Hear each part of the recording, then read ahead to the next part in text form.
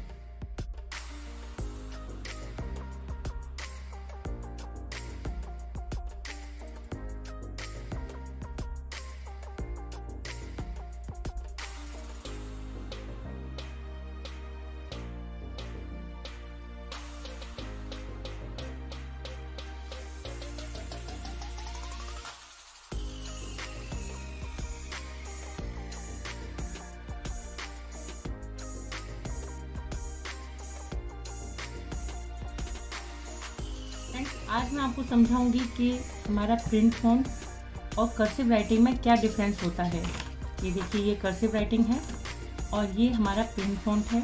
हमें कौन सा हैंड राइटिंग कब लिखना चाहिए, और बच्चों को पता होना चाहिए कि प्रिंट फॉन्ट क्या होता है, कर्सिव राइटिंग क्या होता है, हम कैलीग्राफी में किस तरीके से लिख सकते हैं, ब्रश पेन कैसे लिख सकते हैं। मेरी अगर आप चैनल पर नए हैं तो प्लीज़ सब्सक्राइब करिए, इन्हीं सब से रिलेटेड मैं वीडियोस डालती हूँ। आज आपको समझाऊंगी कि प्रिंट फॉन्ट क्या होता है। प्रिंट फॉन्ट वो होता है जैसा हमारी बुक में एज इट इज़ छपा होता है। जैसे कि आप यहाँ पर देख रहे हैं जी, ये जी जो है ये कर्सिव हैंडराइटिंग का है, और ये वाला जो है अक्सर आपने देखा होगा कि इस तरीके का बुक्स में छपा हुआ होता है।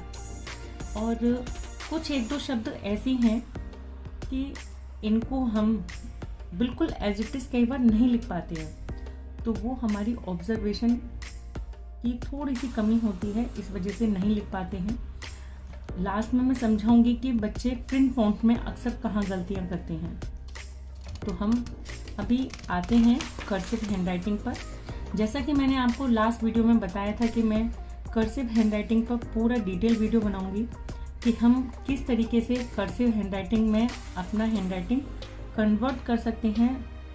अगर आपका हैंडराइटिंग, अगर आपने कोई भी शब्द अपनी हैंडराइटिंग में starting to end without pen उठाए लिखा है, तो इसका मतलब है आपका हैंडराइटिंग कर्सिव है। अगर आप बीच में ब्रेक डाउन कर देते हैं तो इसका मतलब है कि आप तोड़ तोड़ कर लिखते हैं, वो फुल कर्सिव राइटिंग में नहीं आता है। तो उसके लिए हमें क्या करना चाहिए, आज मैं आपको डिटेल में समझाती हूँ कि हम किस तरीके से हमें काम करना चाहिए और किस तरीके से ऑब्जर्व करना चाहिए। देखिए, मैंने अपनी एक वीडियो डाली थी जिसमें मैंने समझाया था कि कनेक्टिंग वर्ड और नॉन कनेक्टिंग वर्ड क्या होते हैं। वही सेम चीज़ मैं आज आपको बताऊंगी कि कनेक्टिंग वर्ड और नॉन कनेक्टिंग वर्ड ही हमें कर्सिव हैंडराइटिंग को, अपने हैंडराइटिंग को कर्सिव हैंडराइटिंग में बदलने के लिए हमें ये समझना होगा। ये मेरा खुद का एक्सपीरियंस है, ये मैं अपने स्टाइल में समझा रही हूँ आपको, क्योंकि इसका कोई वो नहीं है कि आप, मतलब इसका कोई आइडिया नहीं है कोई, ये मैं खुद ही अपने YouTube पर वीडियोस डालने के लिए अपने बच्चों के ऊपर एक्सपेरिमेंट करती हूँ। और जैसे कि आजकल मैं Zoom पर क्लासेस ले रही हूँ, तो इस वजह से उनमें क्या कमियां हैं वो उनको किस तरीके से सिखाऊं, और प्लस YouTube के जो मेरी ऑडियंस है मैं उनको किस तरीके से एंटरटेन करूं। तो ये सारी चीज़ें मेरे माइंड में होती हैं, उसी के अकॉर्डिंग जो मेरा एक्सपीरियंस है वो निकल कर आता है। तो चलिए, अब हम बहुत ज़्यादा लंबी वीडियो नहीं करते हैं, आज मैं आपको समझाती हूँ।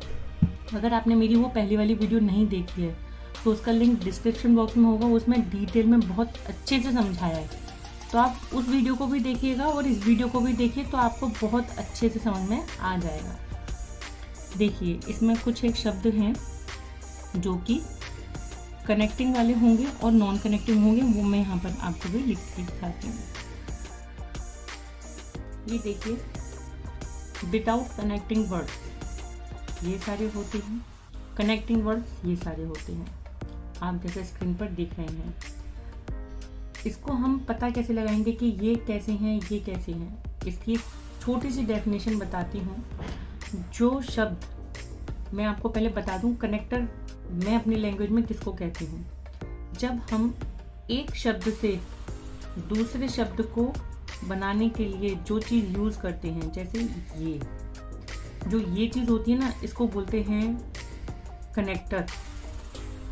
तो जिस शब्द में इसके बिना वो अपने आप में पूरा है, कनेक्टर के बिना अपने आप में जो वर्ड पूरा है उसको बोलते हैं विदाउट कनेक्टिंग, और जिसमें ऑलरेडी ये होता है उसको कहते हैं कनेक्टिंग। जैसे कि आपको एक सपोज एग्जांपल देती हूँ, आप इसमें देख रहे हैं जितने भी शब्द लिखे हैं ये विदाउट कनेक्टिंग के साथ लिखे हैं और ये अपने आप में पूरे हैं। अगर हमें किसी शब्द को मिलाकर लिखने के लिए इसमें ये लगाना होगा ऐसे। तो आप इस जो जितने, अगर आपको अपना हैंड राइटिंग कर्सिव में करना है तो जितने भी ये सारे शब्द हैं ना, इनमें इसके साथ प्रैक्टिस कर लीजिए, कनेक्टर के साथ आप प्रैक्टिस कर लीजिए, आपको अच्छे से कर्सिव में लिखना आ जाएगा। ये मेरा खुद का एक्सपीरियंस है, आप करके देखिए इस चीज़ को, 100% ये काम करता है। जैसे कि मैं भी आपको अकॉर्डिंग लिख कर दिखाती हूँ।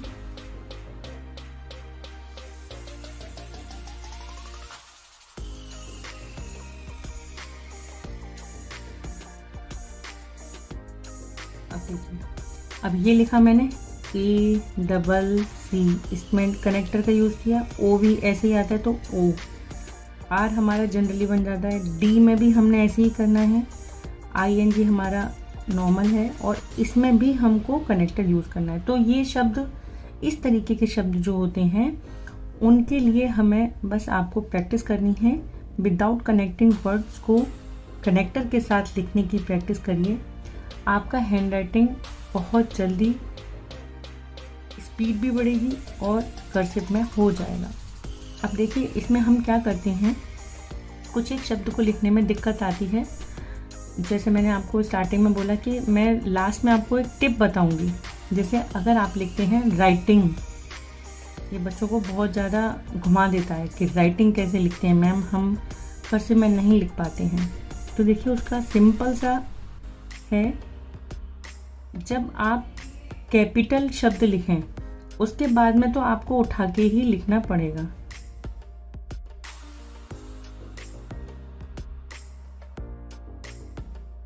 और इसमें आपको एक टी आई इन दोनों को आपको बाद में कंप्लीट करना है। जैसे आपने अभी मुझे देखा, मैंने पूरा शब्द लिखा, उसके बाद में मैंने ये 2 डॉट लगाई, यहाँ पर कट लगाया। तो पूरा शब्द लिखने के बाद में आप अपने ये जो बिंदी और जो आप टी में कट लगाएंगे वो बाद में लगाएंगे।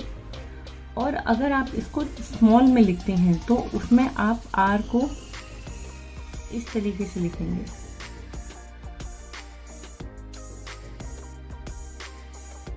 ये हल्का सा उठ जाता है, तो उसमें घबराने वाली कोई बात नहीं है, ये इसी तरीके से ही बनता है।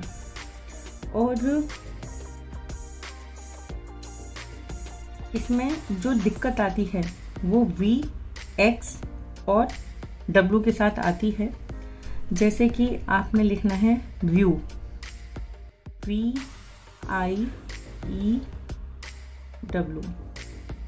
तो उसको आप इस तरीके से लिखिए। और इसमें आप एक ये चीज़ ध्यान रखिएगा कि हमेशा जब आप इस कनेक्टर को बनाएं तो इसमें ये सर्कल नहीं बनना चाहिए। जब ये सर्कल बन जाता है तो वो कुछ का कुछ लगता है। जैसे कि आप W के साथ इस तरीके से I बनाएंगे तो ये आप देखिए, अगर आपने ये डॉट नहीं रखी है तो ये पूरा R की शेप में लगता है। ये चीज़ हमें ध्यान देने वाली है कि जब भी आप कनेक्टर बनाएंगे तो उस कनेक्टर में ये सर्कल नहीं बनना चाहिए। ये हमेशा ध्यान रखिएगा, ये बिल्कुल गलत है। अगर आपको जब प्रैक्टिस करनी है वो आप इस तरीके से करेंगे। यहाँ पर आप इस तरीके से लिखेंगे। आपको यहाँ पर ये आई के साथ में ये सबसे बड़ा W और I, इसको आपको बड़े ध्यान से हमेशा लिखना होगा। और जब आप हमेशा ध्यान से लिखेंगे तो वो आपकी हैबिट बन जाएगा। जब आप ध्यान से हमेशा पहले स्टार्टिंग में लिखेंगे फिर वो आपकी हैबिट में आ जाएगा। तो इस तरीके से आपको लिखना है, तो आपको थोड़ी सी प्रैक्टिस करनी पड़ेगी। हमेशा ध्यान रखना पड़ेगा कि हम इस तरीके से कैसे लिखें। और ये बहुत अच्छा है। इसमें एक्चुअली क्या है, मैं कर्सिव में लिखने के लिए इसलिए बोलती हूँ क्योंकि इसमें बहुत फास्ट स्पीड हो जाती है। तो आप इन सब चीज़ों को फॉलो करिएगा। और स्टार्टिंग में मैंने बोला था एक ये भी कि मैं आपको प्रिंट फॉन्ट में भी बताऊंगी। कुछ एक शब्द ऐसे हैं जो एज इट इज़ नहीं बन पाते हैं। ये जो 3 शब्द आप देख रहे हैं EAG, इन तीनों शब्दों को लिखने के लिए थोड़ी सी ऑब्जर्वेशन, ध्यान से लिखना। देखिए, जैसे हम जनरली ई बनाते हैं बच्चे, तो ये ऐसे लिख देते हैं। इस तरीके से ना लिखें, इस तरीके से ना लिखें। इसमें क्या होता है, पहले स्लीपिंग लाइन आती है, फिर इस तरीके से होती है। और जब हम ए बनाते हैं, ए को हम ऐसे लिखेंगे, फिर ऐसे लिखेंगे। या फिर आप अपने स्टाइल में, जैसे मैं लिखती हूँ, थोड़ा सा जल्दी जल्दी ऐसे भी लिख देती हूँ। मैं प्रिंट फॉन्ट में जैसे कभी आपको फास्ट लिखना है तो उसका है, और आप नहीं तो ऐसे भी लिख सकती हैं। और जी कैसे लिखते हैं, जी आप ऐसे लिखेंगे। तो ये 3 शब्द हैं जो थोड़े से ट्रिकी हैं, बाकी सारे नॉर्मल हैं। मैं आपको सजेस्ट यही करूँगी कि अगर आप अपना कोई प्रोजेक्ट बनाएं तो आप उसमें अलग अलग तरीके का राइटिंग लिख सकते हैं, लेकिन अगर आपको एग्ज़ाम में लिखना है तो आप इसी तरीके के कनेक्टिंग वर्ड की प्रैक्टिस करके अपना राइटिंग कर्सिव में करिए। कर्सिव में करने के बाद में आपकी स्पीड अच्छी हो जाएगी। और आपको मेरी वीडियो कैसी लगी आप ये बताइएगा, और कमेंट करके बताइएगा कि आपको कितनी अच्छी लगी और इसमें क्या चीज़ अच्छी लगी। और मैं नेक्स्ट वीडियो बनाऊंगी कि हम और डिफरेंट डिफरेंट तरीके के कौन कौन से हैंड राइटिंग हैं जो हम अपने प्रोजेक्ट में लिख सकते हैं। सिर्फ एक ये प्रिंट फ़ॉन्ट ही नहीं है, और भी बहुत तरीके के जो हैंड राइटिंग हैं वो मैं आपके साथ turn by turn step by step share करूँगी। और आपको पूरी जितनी मेरे पास नॉलेज है, मैं जो अपनी क्लासेस में बच्चों को सिखाती हूँ वो यहाँ पर आपको फ्री ऑफ कॉस्ट एक एक डिटेल में सिखाऊंगी। बस आपको थोड़ा सा पेशेंस रखना होगा और इन सब की साथ के साथ प्रैक्टिस करनी होगी। और अगर आप मेरे चैनल पर नए हैं तो प्लीज़ उसको सब्सक्राइब ज़रूर करिए, मेरी वीडियोस को ज़्यादा से ज़्यादा शेयर करिए, क्योंकि मैं स्टूडेंट्स के लिए ही अपना चैनल बनाया है और उन्हीं के लिए ही मैं इस तरह की वीडियो बनाती हूँ। आज के लिए इतना ही, मिलते हैं हम अपनी नेक्स्ट वीडियो में। तब तक के लिए टेक केयर, गुड बाय।